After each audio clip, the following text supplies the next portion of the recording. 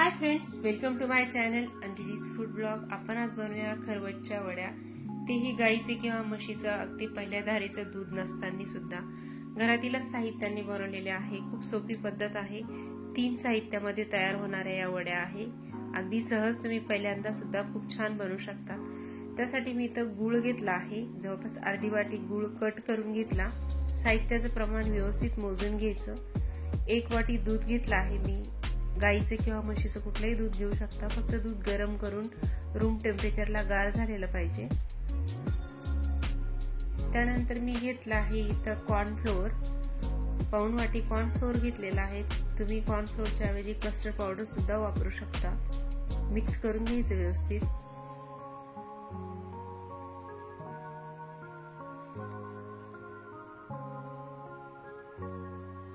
छान असं एकजीव झाला आहे कॉर्नफ्लोअर। त्यानंतर मी इथं अर्धी वाटी सारख्याच वाटीने मोजून घेतलेला गूळ घेतला आहे। साहित्याचं प्रमाण मी मगाशी म्हणल्याप्रमाणे व्यवस्थित मोजून घ्यायचं। तुम्ही गुळाच्या ऐवजी साखर सुद्धा वापरू शकता, पण साखर वापरल्यानंतर एवढा छान असा कलर नाही येणार आणि चव सुद्धा गुळामुळे खूप छान लागते। मिक्स करून घेतलं व्यवस्थित। गुळामध्ये जेवढे खडे होते ते सर्व फोडून घ्यायचे। चांगलं मिक्स करून घ्यायचं हे दूध। तुम्ही हे मिश्रण मिक्सरच्या भांड्यात सुद्धा फिरवू शकता।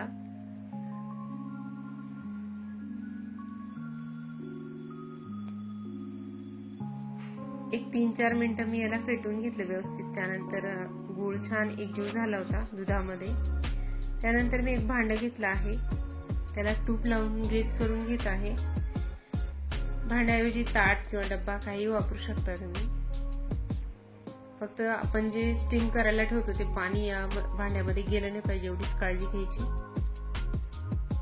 तयार करून घेतलेलं दूध गाळून घेऊया आपण, म्हणजे गुळाचे जे काही थोडे छोटे मोठे खडे असतील ते निघून जातील। बघा किती छान कलर आला आहे या दुधाला। 2 विलायची कुटून घेतल्या होत्या मी आणि थोडंसं जायफळ किसून घालते वरून। थोडा स्वाद छान येतो या वड्यांचा जायफळ आणि विलायचीमुळे। त्यानंतर मी इथं 1 ते 1.5 ग्लास पाणी ठेवलं होतं। पाण्याला उकळी आली होती छान। त्यानंतर या वड्याचा जो डब्बा तयार करून घेतला होता आपण दुधाचा, तो या भांड्यामध्ये ठेवून घेते मी। आपण सेम प्रोसेस एखाद्या पातेल्यात किंवा कढईमध्ये सुद्धा करू शकतो। वड्या ह्या जवळपास 25 मिनिटं व्यवस्थित वाफवून घ्यायच्या। वड्या वाफत असताना अजिबात झाकण वगैरे काढायचं नाही। आणि 25 मिनिटं झाली आहेत, हे बघा वड्या तयार झाल्या आहेत। वड्या व्यवस्थित झाल्या आहे की नाही हे बघण्यासाठी मी यामध्ये चाकू घातला, तर चाकूला अजिबात चिटकलं नाही। त्यामुळे वड्या तयार झाल्या होत्या। मी हे भांडं बाहेर काढून घेतलं, हे बघा चांगल्या सेट झाल्या होत्या वड्या। त्यानंतर मी हे जे भांडं आहे त्याला रूम टेम्परेचरला गार करून घेतलं आणि त्यानंतर मी फ्रीज मध्ये ठेवलं होतं अर्ध्या तासासाठी।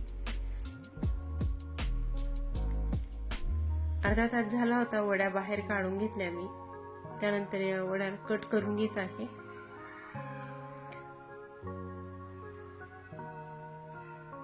या वड्यांची चव अगदीच आपण जो खरवस खातो तशी होते असं मी म्हणणार नाही, कारण मी स्वतःला एवढी चांगली कुक किंवा मास्टर शेफ समजत नाही की आपण खरवस अगदी घरी बनवू शकतो। ते जे गाईचं किंवा म्हशीचं पहिल्या धारेचं दूध असतं ना, त्याची चव अप्रतिम असते। ती मला नाही वाटत कोणाला तरी क्रिएट करता येईल म्हणून। पण दुधाची तहान ताकावर भागवायचे तसा हा प्रकार आहे। पण हे आपण मिल्क पुडिंग वगैरे म्हणू शकतो आणि हे एकदा खरवस खाण्याची आठवण आल्यानंतर एकदा बनवू शकतो। सोपी रेसिपी आहे। मी वड्या तयार करून घेतल्या आणि त्यानंतर काढून घेतल्या।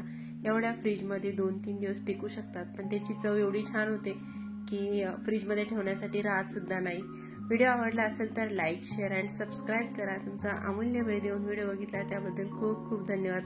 तुम्हाला जर माझे व्हिडिओ खरंच आवडत असतील तर मला नक्की कमेंट करून सांगत जा तुम्ही हा व्हिडिओ कुठून बघतायत, कुठल्या शहरातून बघतायत तेही मला कमेंट करून नक्की सांगत जा। Thank you so much.